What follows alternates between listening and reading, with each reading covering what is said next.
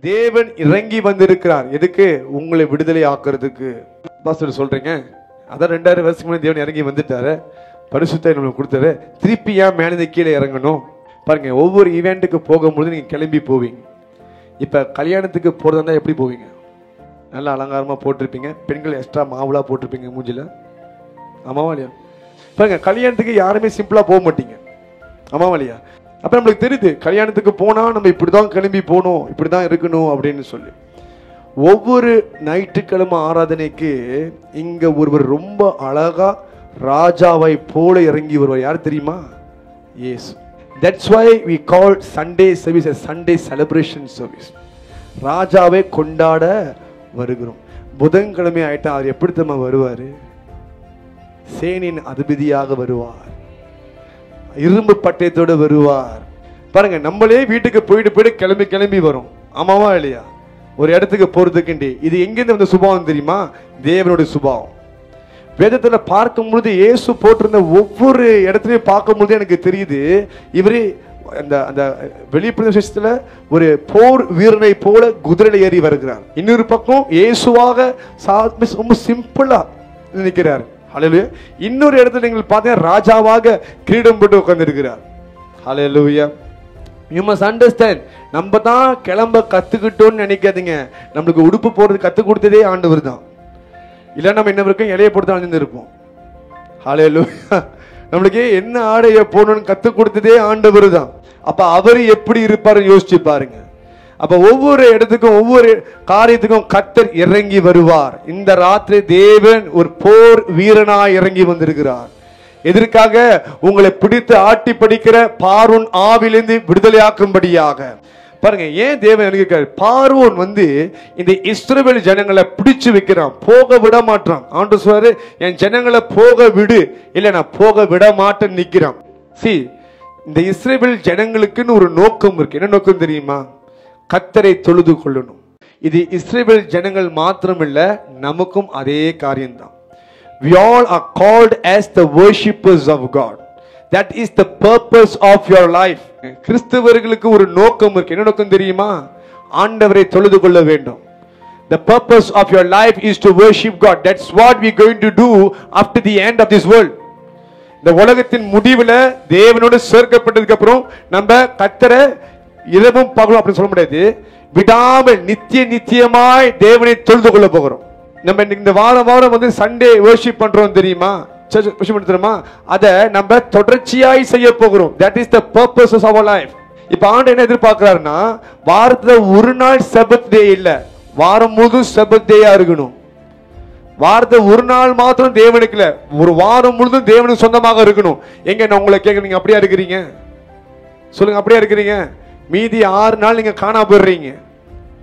ஞாயிற்றுக்கிழமை உங்களை பிடிச்சு இழுக்கணும். எங்க சர்ச்சுக்கு உங்களை நீங்க வரலன்னு சொல்லி நம்ம அஷர்ஸ் கால் பண்ணா, வர்றேன் சிஸ்டர் அப்படின்றீங்க. கோபம் வருது. சில நேரத்தில் எனக்கு தோணும், நான் மட்டும் ஒரு பெரிய பணக்கான இருந்தான்னா ஒரு பட்டனே உங்க வீட்டில் பாம்பு போட்டுருவேன். அதை நான் போன் அடிச்சு உனக்கு சர்ச்சுக்கு வர தெரியாது, வேலைக்கு கரெக்டா நீ ஓடிடுற, ஸ்கூலுக்கு கரெக்டா நீ ஓடிடுற, எங்கேயாவது பர்த்டே பார்ட்டி அங்க நீ ஃபர்ஸ்டா நிக்கிற. கேட்டா கல்யாண சாப்பாடு வேணும், பர்த்டே சாப்பாடு வேணும்னு சொல்ற. சர்ச்சுக்கு ஒரு ஆளோட ஃபாலோ அப் பண்ணணும். கொஞ்சம் யோசிச்சு பாருங்க. சர்ச்சுக்கு எதுக்கு வரோம்? கர்த்தரை ஆராதிக்க வருகிறோம். நம்ம வாழ்க்கையின் நோக்கம் என்ன? கர்த்தரை தொழுது கொள்ள வேண்டும். Now worship is not only about singing songs for God. Worship is all about living your life for God. ஆராதனை என்ன அர்த்தம் தெரியுமா? கர்த்தருக்கு பாடல்களை பாடுறது, அது ஆராதனை கிடையாது. உன் வாழ்க்கையை கர்த்தருக்காக நீ அர்ப்பணித்து வாழுகிற, அதான் ஆராதனை. இரவும் பகலும் நீ அவரின் நினைவாக இருக்கணும். ஆண்டவர் உங்களை மறக்கல, ஆனா நீங்க அவரை மறந்துட்டீங்க. சொல்றது உங்களுக்கு புரியுதா இல்லையா? 6 நாள் நீங்க ஆண்டவரை மறந்துடுறீங்க. பாருங்க, பார்வோனுக்கு தெரியுது இந்த ஜனங்களை கர்த்தர் பக்கம் போக விடக்கூடாது. அவன் சொல்றான், இல்ல அவங்களுக்கு நிறைய வேலை இருக்குது, நீ வர இப்பதான் வனாந்திரத்துக்கு போகணுன்ற, அதெல்லாம் ஒண்ணும் முடியாதுன்னு சொல்றான். The devil knows how to keep you occupied so that you will stay away from God. சாத்தானுக்கு தெரியும், உங்களுக்கு ஏதாவது ஒரு காரியத்தை கொடுத்து உங்களை டிஸ்ட்ராக்ட் பண்ணி வச்சிருந்தா நீங்க தேவனை விட்டு விலகி இருப்பீங்க. தெளிவா அந்த காரியங்களை புரிஞ்சு கொள்ள வேணும். See, there are many ways the devil is holding you. அநேக வழிகள் பார்வன் உங்களை பிடிச்சு வச்சிருக்கிறான். பிசாசனை ஏதாவது ஒரு வகையில உங்களை கையை பிடிச்சு வச்சிருக்கிறான். ஆண்டவர் விருப்பம் என்ன தெரியுமா? நீங்க விடுதலையாகி கர்த்தரை நீ சுதந்திரமாய் ஆராதிக்கணும். ஆண்டவரே ஆண்டவரே என்று நீ வாழணும். அதுதான் தேவன் விருப்பம். நீங்க நான் உங்களை கேட்கிறேன், எத்தனை முறை ஒரு நாளைக்கு கர்த்தரை ஆராதிக்கிறீங்க? பழைய ஏற்பாடுல வருஷத்துக்கு 3 வாட்டி போகணும் தேவாலயத்துக்கு ஆண்டை தொழுது கொள்றதுக்கு. ஆனா ஒரு நாளைக்கு ஒரு மனுஷன் 3 வேளை ஆண்டை ஆராதிக்கணும். Are you able to offer your praise and worship to God 3 times a day? முடியுதா? நேரத்தை ஒதுக்க முடியுதா? முடியல. உங்கள வாழ்க்கையில ஏதாவது ஒரு வகையில பிடிச்சு வச்சிருக்கிறான். There are few ways I would like to highlight to you. முதலாவது பார்த்தீங்கன்னா, உங்கள் பாவங்கள் மூலமா பிடிச்சு வச்சிருப்பான். When you fall into a sin, when you are committing a sin, it will be very hard for you to worship God. நீங்க பாவத்துல விழுந்தீங்கன்னா, ஒரு பாவத்துல ஈடுபட்டிருக்கீங்கன்னா, கர்த்தரை தொழுது கொள்வது ஈஸி கிடையாது. Guiltiness will hold you. குற்ற உணர்வு உங்களை பிடிச்சு வச்சிருக்கும். அப்ப சாத்தானுக்கு தெரியும், இதை செய்தால் இவங்களை கர்த்தரை விட்டு விலக்க முடியும். எதனால ஆதாம் ஏவாளை போய் பாவம் செய்ய தள்ளி விட்டான் தெரியுமா? அப்பதான் அவங்க மரத்தின் பின்னாடி போய் ஒளிந்து இருப்பாங்கன்னு சொல்லி அவனுக்கு நல்லாவே தெரியும். He knows the guiltiness will overtake them and hold them from worshiping the Lord. அதுக்கு முன்பாக அந்த தோட்டத்துல கர்த்தரை சந்தோஷமா தொழுது கொள்றாங்க, ஆராதிக்கிறாங்க. ஆனா பாவம் உள்ளுக்கு நுழைந்தது, கர்த்தரே தொழுது கொள்ள முடியல. They feel so bad. They feel so regret. வருத்தப்படுகிறாங்க, ஐயோ நம்ம ஆண்டவருக்கு இப்படி காரியத்தை பண்ணிட்டோமே அப்படின்னு சொல்லி. அப்ப உங்களுக்கு புரியணும், பாவத்தை ஏன் உள்ளுக்கு விடுறான், ஏன் அனுப்புறான்? உங்க கையை பிடிக்கிறதுக்காக. பாவத்தை தொட்டு பார்க்கணும்னு ஆசைப்படுங்க, தொட்டிங்கன்னா மாட்டிக்குவீங்க. இன்னொரு பக்கம் நீங்க பாத்தீங்கன்னா, உங்களோட பலவீனங்கள், எல்லா மனுஷனுக்கும் ஜென்ம சுபாவம் ஒன்று இருக்கும், okay, which you inherited from your parents. அதன் மூலியமா உங்களை பிடிச்சிட்டு இருப்பான். அதான் சொல்றேன், when you are born again, you are no longer the same person. நீங்க ரட்சிக்கப்பட்டிருக்கீங்க, அதாவது ஆவியிலும் ஜலத்திலையும் நீங்க பிறந்திருக்கீங்கனால் நீங்க புது மனுஷனா இருப்பீங்க. நீங்க சொல்லுங்க, உங்க ரட்சிப்பின் வாழ்க்கைக்கு முன்பாக இருந்த சில காரியம் இன்னமும் உங்க வாழ்க்கையில இருக்குது அப்படின்னா, you are not truly born again. நீங்க உண்மையா ரட்சிக்கப்பட்டிருக்கீங்கன்னா பழைய சுபாவம் எப்பயும் அழிந்திருக்கும். But you still continuing what your parents did in their past. உங்க தாய் தகப்பன் செய்த அதே பாவங்கள் காரியத்தை இன்னமும் நீங்க தொடர்ந்து வருகிறீங்கன்னா, ஜென்ம சுபாவம் சாகல, நீங்க ஆவியில பிறக்கல என்ற அர்த்தம். Why it is important to be born again? ஏன் மறுபடியும் பிறகு நடத்தினா என்ன பார்த்தீங்கன்னா, நீங்க இயேசுவின் சாயலாக பிறக்க வேண்டும். One who is born again will have the nature of Christ the Father. ரட்சிக்கப்பட்டவனுக்கு இயேசுவின் சுபாவம் உண்டாயிருக்கும். பட் இங்க என்ன நடக்குதுன்னு பாத்தீங்கன்னா, உங்க தாய் தகப்பன் சுபாவமோ உங்களோட தான் இருக்குது. அப்ப சாத்தானா பண்ணுமா, அதன் மூலியமா உங்களை பிடிச்சிருப்பான். See, at the moment you are saved, you will strive to get better than yesterday.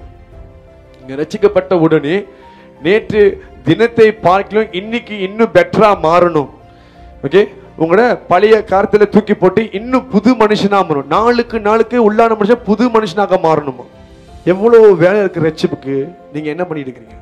The importance in your life is to work out your salvation. ரட்சிப்புக்கு ஏற்ற கிரியைகளை செய்தே ஆகணும். அதன் பின்னாடி ஓடணும். நீங்க அதை செய்யறது இல்லை. ஏன்? you are still celebrating, you are still carrying your weakness. உங்களோட பலவீனத்தை இன்னமும் நீங்க கொண்டாடுகிறீங்க, இன்னமும் அதை சுமந்து போகிறீங்க. you have to drop it. I'm telling you, இந்த ராத்திரி நீங்க அந்த பலவீனத்தை போட்டே ஆகணும். your weakness is the chain that the devil is using to hold you. உங்க பலவீனம் தான் பிசாசின் சங்கிலியாக இருக்குது, அதை கொண்டு தான் உங்களை பிடிச்சிட்டு இருக்கிறான். அது இந்த ராத்திரி உடைந்தே ஆகணும். தேவன் இறங்கி இருக்கிறார். சில உங்க வாழ்க்கையில நீங்க முன்னுக்கு வராதபடி பிசாசை பிடிச்சு வச்சிருக்கிறான். by now நீங்க சில காரியத்தை நீங்க அச்சீவ் பண்ணி இருந்திருக்கணும், நீங்க பெற்றுக்கொண்டு இருக்கணும். ஆனா சாத்தான் உங்களை ஒரு தோல்வி என்ற ஒரு கயிறுல கட்டி வச்சிருக்கிறான். ஹல்லேலூயா. நீங்க முன்னுக்கு போக முடியாத அளவுக்கு, ஒரு லிமிட்டுக்கு மேல தாண்ட முடியாது, ஒரு அளவுக்கு மேல தாண்ட முடியாது. எப்போதுமே உங்க லைஃப்ல எல்லாமே ஒரு லெவலுக்கு மேல போக முடியும். நான் சொல்றேன், that is beyond. நீங்க அதுக்கு மேலாக போக முடியும். ஹல்லேலூயா. கர்த்தருடைய பிள்ளைகள் அவங்க போட்டிருக்க லிமிட்டை தாண்டி போக முடியும். because there is a supernatural power working within them. சிலர் உங்கள் வாழ்க்கையில சில பிரச்சனைகள் மூலமா, சில போராட்டங்கள் மூலமா பிடிச்சு வச்சிருக்கிறான். you are going through a problem, you are going through a issue. இப்ப ஒரு காலத்துல நல்லா ஃப்ரீயா மூவ் பண்ணிட்டு இருந்தீங்க, இப்ப உங்க ஃபோக்கஸ் எங்கத்தமா இருக்கு? இந்த பிரச்சனை எப்ப தீரும், இந்த பிரச்சனை எப்ப மாறும். You are unable to focus on God. You are unable to worship God. Don't you realize the devil is using your problem to divert your focus? இல்லாத ஒன்று சொல்லி சொல்லி உங்க மைண்ட்ல அப்படியே கன்ஃபியூஷனை கொண்டு வரும். You are imagining unwanted things. அப்படி ஒரு காரியம் நடந்ததே கிடையாது, நடக்கிறதே கிடையாது, ஆயிருக்குமோ நடந்திருக்குமோ இப்படி இருக்குமோ சொல்லி he's stopping you, he's diverting your focus. ஜபிக்கிறவன் இதை குறித்துலாம் யோசிக்க அவசியமே கிடையாது. The problems are sent to divert your focus. நீங்க சொல்றீங்க முன்ன இந்த மாதிரிலாம் இல்லை பாஸ்டர், இப்பதான் அப்படி இருக்குது. ஏன்? எதனால? பிசாசு அனுப்பி இருக்கிறான் உங்க கவனத்தை திருப்பும்படி. இதுவே யோசிச்சு யோசிச்சு யோசிச்சு இந்த பிரச்சனையை தீக்கணும்னு யோசிச்சிங்கன்னா இன்னும் 10 வருஷமும் அது தீராது. இன்னும் 10 வருஷம் போனாலும் நீங்க எப்படி இருக்கிறீங்களோ அப்படிதான் இருப்பீங்க. ஹல்லேலூயா. இது உங்களுக்கு வேணுமா? You already wasted 10 years. 10 வருஷம் வேஸ்ட் பண்ணிட்டீங்க. ஆமாவா இல்லையா? 10 வருஷம் அப்படியே போச்சு. இன்னும் ஒரு 10 வருஷம் வீணா ஆகணுமா? It's time for you to free yourself from the spirit of Pharaoh. பார்வோனின் ஆவிலிருந்து விடுதலை ஆகணும். ஹல்லேலூயா, ஹல்லேலூயா. உங்களை கர்த்தர் அப்படியே ஸ்டாக்னா அங்கே ஜெயமாய் நிக்கிறதுக்கு அழைக்க கிடையாது. நீங்க முன்னுக்கு போக வேண்டிய ஜனங்கள். You are supposed to move forward. Tonight the fire of God is falling on you. கர்த்தர் அக்கினி உங்க மேல விழுகுது. நீங்க முன்னுக்கு நகர ஆரம்பிப்பீங்க. செங்கடலை பார்த்து மோசே அழுக ஆரம்பிக்கிறான். ஆண்டவரே நல்லா மாட்டிக்கிட்டோம் ஆண்டவரேன்ட்டு. ஆண்டவன் பார்த்து கேட்கிறேன், என்ன நீ என்னை பார்த்து அழுந்துட்டு இருக்க? கோலை உயர்த்து, கையை உயர்த்து, கடலை பிளந்து நடந்து போ அப்படின்றார். பிரச்சனைகளையும் தடைகளையும் பார்த்து நிக்காத, மூவ் ஃபார்வர்ட் பண்ணு. நீ முன்னுக்கு போக வேண்டுமே, பின்னாடி ஓடுறவன் இல்ல. யூட்டர்ன் போட்டு ஓடுற மனுஷன் கிடையாது. நீ முன்னுக்கு ஓடியே ஆகணும், முன்னுக்கு போய் தான் ஆகணும். கர்த்தர் உனக்கு முன்பாக நின்று அழைக்கிறார். உன் பின்னாடி இருந்து போன்னு சொல்ல கிடையாது, உனக்கு முன்னுக்கு நின்று வான்னு கூப்பிடுறார். ஹல்லேலூயா. நீ அக்கறைக்கு போகிறதுக்கு முன்பாகவே அவர் அக்கறையில் உனக்காக காத்துட்டு இருக்கிறார். அந்த எகிப்தின் ஆவி உங்கள் பாவத்தின் மூலியமா, மனுஷர்கள் மூலியமா, பலவீனத்தின் மூலியமா, இல்ல காரியங்கள் மூலியமா உங்களுக்கு பிடித்தது. இன்னைக்கு அந்த சங்கிலி எல்லாம் மொத்தமா உடையுது. தேவன் அதை உடைக்கிறார். ஹல்லேலூயா. நீங்க